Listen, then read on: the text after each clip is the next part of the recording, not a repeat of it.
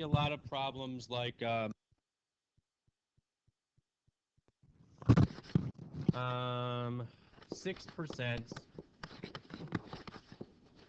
of 90. We'll use that as an example. So when I find a percent of a number, I'm not actually finding the percent. I'm finding out what that number represents. So if it's of 90, that's like saying you had a test that was 90 questions. You scored 6%. What does that mean? How many of the 90 did you get correct? Okay, pardon me? Right, you're getting there. So here's one option. I'll show you one option. If I put, here, I'll set this model up. The percent over 100 is equal to the part over the whole. In other words, the is over the of. Take a second to get that down. It's a model that you can use to solve percent problems. You're going to have 3 of those spots filled up. There's always going to be a missing spot. The only place where it's not going to be a missing spot is where the 100 is. That's called a constant. That's never going to change.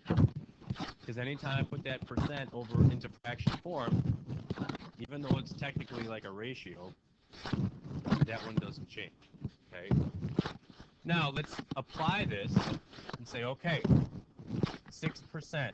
That 6 is my percent, goes over that 100. Of 90. 90 then on the bottom.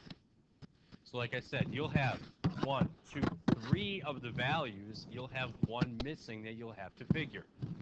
Now, since we've been working with ratios like the entire last chapter, you know the process by now. You could try to find a relationship which there is none.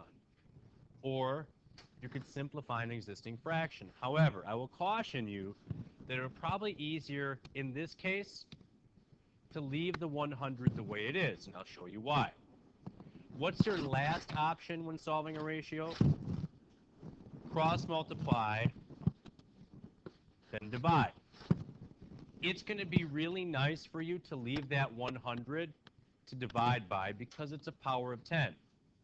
I won't have to set up a division problem with 100 because it's a power of 10. Let's get this done first. What is 6 times 90? What's 6 times 9? 54 with a 0 is 540. Divided by 100. How many zeros are in 100? 2. So I'm going to move my decimal 2 places to the what? If I'm dividing, it gets smaller. To the left. 5.4 is my answer.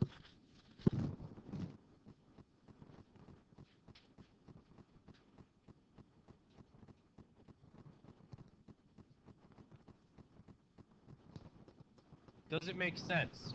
Just look at the relation to each other. Is 100 that much of a different number than 90? No. They're not always going to work out that way, but just take a look at what it is. But the 100 is just a little bit bigger than the 90. Therefore, this 6 will be just a little bit bigger than what you get over there. Is it? Yeah, it's just a little bit bigger.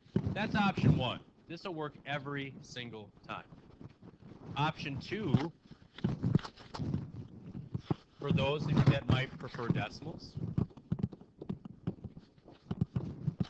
6% of 90.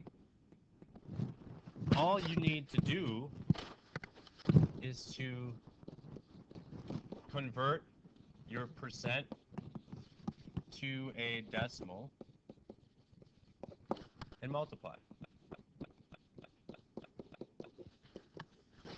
So what is 6% as a decimal? Point what?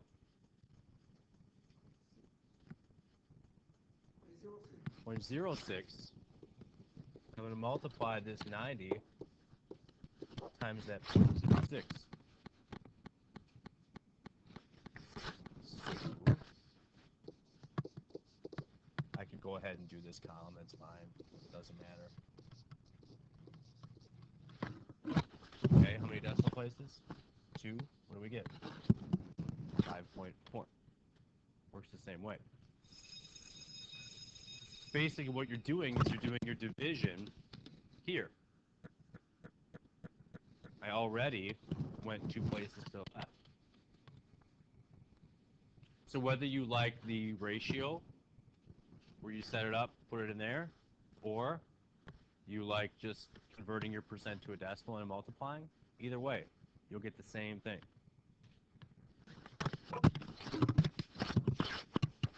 Okay, I'll give you a couple of a try. You pick the method. However you want to go, it's up to you. Try 12% of 230. Just try that. Okay, so method. Chris, you said so you went this way.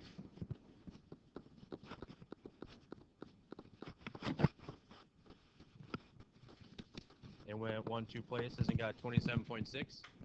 Okay, that'll work. That's fine. If you did it this way, that's fine as well. I mean, essentially, aren't you doing the same thing? If you were to cross multiply, aren't you still kind of doing 230 times 12? And then at the end, you're moving the decimal 2 places. I mean, it's the same general thing.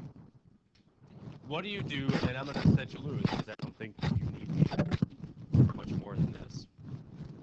In a case like this, where you have 125% of 64. What is it that you know right away? Chris, what sticks out to you? What about the percent?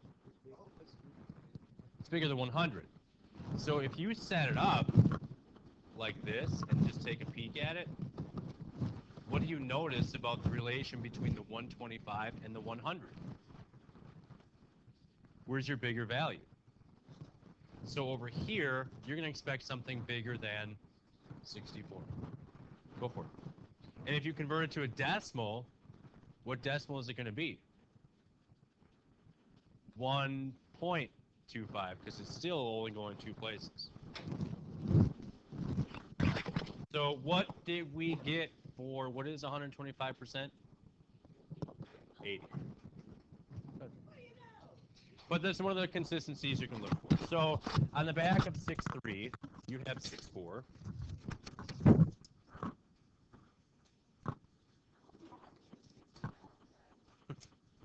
Let's just do 1 through 9. And then the redo.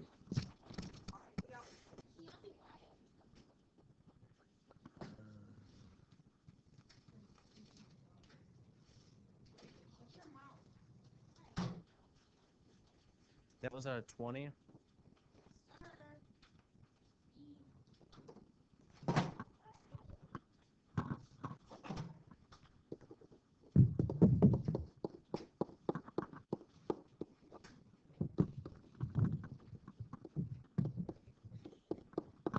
I got to replace 20 points. What? No, I wasn't. No, I didn't. I don't really care if it was.